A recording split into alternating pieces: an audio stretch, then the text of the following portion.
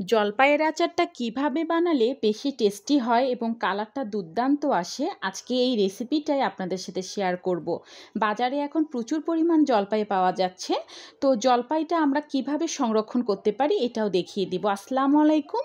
এখানে আমি 1.5 কেজি পরিমাণ জলপাই নিয়ে নিয়েছি এবং জলপাইটা খুব ভালোভাবে একটু ধুয়ে নিব। প্রথমে ধুয়ে নেওয়ার পরে এখানে আমি একটা পাতিলে পর্যাপ্ত পরিমাণ পানি দিয়ে দিয়েছি এবং পানিতে কিন্তু জলপাইটা আমি সিদ্ধ করে নিব। আর সিদ্ধ করার সময় জলপাইয়ের মধ্যে কোনো লবণ বা হলুদ কোনো কিছু দেওয়ারই প্রয়োজন নেই, খুব ভালোভাবে এটা সিদ্ধ হয়ে যায়। আর ঢাকনা দিয়ে এটা আমি মাঝারি আঁচে সিদ্ধ করে নেব। আর জলপাইয়ের বীজটা কিন্তু আমি ফেলে দিব না, বীজটা সহই আচার করে নিব আজকে। তো অলরেডি ভিডিওতে দেখতেই পাচ্ছেন জলপাইটা কিন্তু খুব সুন্দর সিদ্ধ হয়ে গিয়েছে এবং পানিটা টেনে গেছে। এখন উপর থেকে আমি খুব সুন্দর করে একটু ম্যাশ করে নেব। আর এই অবস্থায় জলপাইটা কিন্তু অনেক গরম রয়েছে, গরম অবস্থায় যে কোনো জিনিস ম্যাশ করলে খুব সুন্দর হয়ে যায়। তো এটা আমি ম্যাশ করে নিচ্ছি। তারপর একটা পাতিলের মধ্যে আমি এখানে দিয়ে দিলাম সরিষার তেল। এখানে 1 কাপ পরিমাণ সরিষার তেল দিয়ে দিচ্ছি, আপনারা চাইলে আরও বাড়িয়ে দিতে পারেন। তেলটা কিন্তু গরম হয়ে গিয়েছে। এখন আমি দিয়ে দিব আস্ত পাঁচফোড়ন। পাঁচফোড়নটা এখানে আমি একটু বেশি পরিমাণে দিচ্ছি, এতে করে জলপাইয়ের ফ্লেভারের আচারটার ফ্লেভারটা অনেক সুন্দর আসে।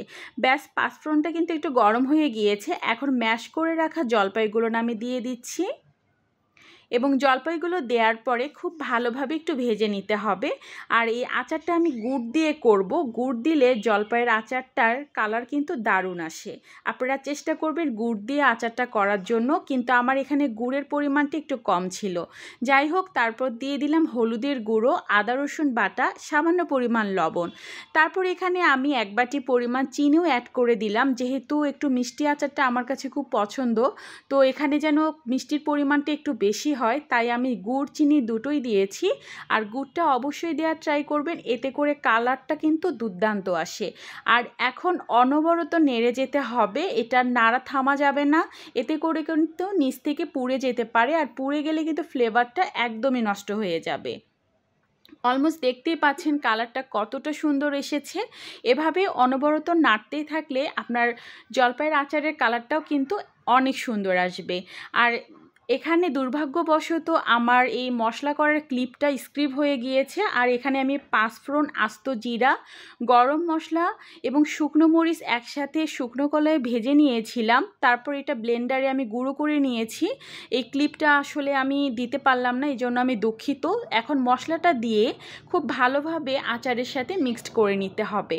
আর ট্রাস্ট মি, এতটা মজার ছিল এই আচারটা, আপনারা বাসায় না বানালে আসলে বুঝতে পারবেন না।